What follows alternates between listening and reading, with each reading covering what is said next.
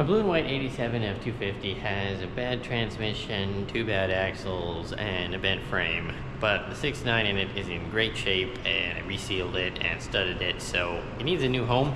Me and my brother-in-law went to go get a parts truck in Idaho, so we drove all the way to Idaho. It wasn't this, it was really bad. It had like no good parts on it. It was probably one of the roughest things I've ever looked at. So we gave up on that, but we rented a trailer, so we kind of wanted to pick something up. So we were eating some Jimmy John's and looking for, something else to buy, and this guy messaged back as we were on the way back, and so we were able to go and check out this unit here. This is the 91 1-ton 4-door with a 460 in it, and the 460 is in really bad shape. I don't know what exactly is going on with it, but it runs terrible. However, it's an AC truck. It's got the 465 speed in it, and came with this cool bumper. It's got some pretty impressive welding on it, especially for like a DIY project. This gappage isn't quite right, so you're gonna have to straighten that out.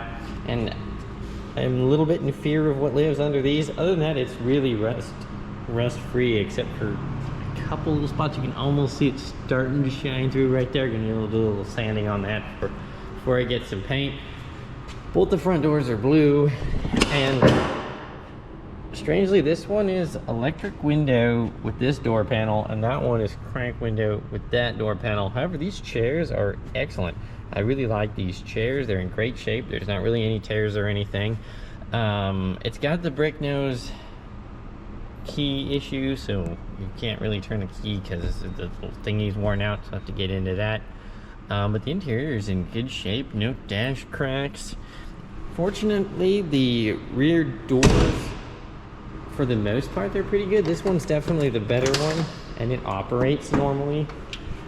Crank windows, you can see back here with the red door panel. I need 4 matching door panels. Obviously, this rear chair is in good shape.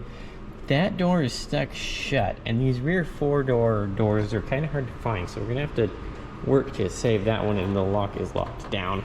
This bed is really beat up. I mean, really bad. It is just custom molded to the frame rails and the supports.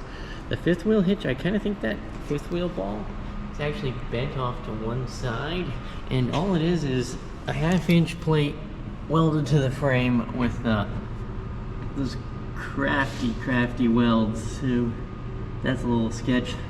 These are the cheapest tires on Walmart. The guy said he paid like $100 a tire, and they only lasted a winter, and now they're gone. So I got some KO2s on Black & Bills from the other truck we could put on there.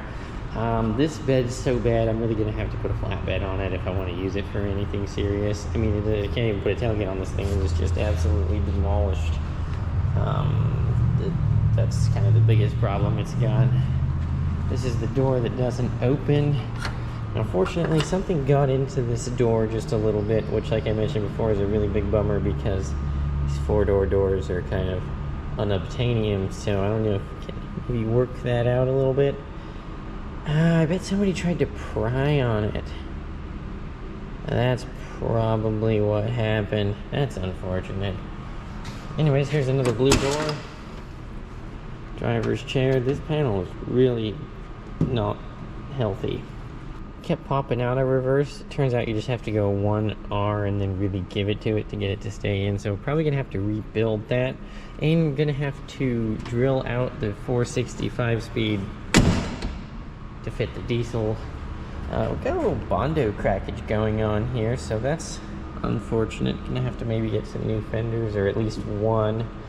The glass, for the most part, the glass seems to be pretty decent. So that's a big win, because obviously glass is expensive. And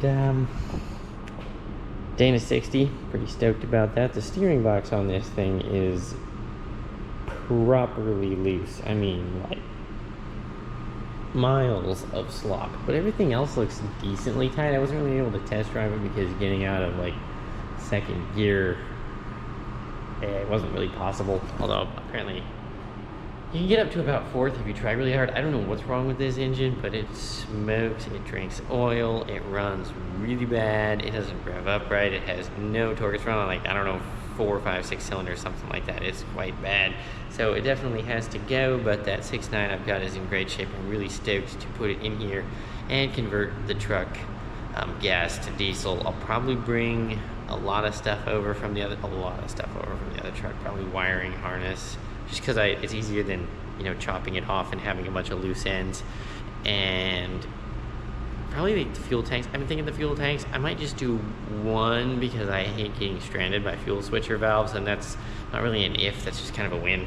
Your fuel switcher valve will fail and you will get stuck, so I don't really like that. Anyways, subscribe if you want to see more of this truck as I build it out.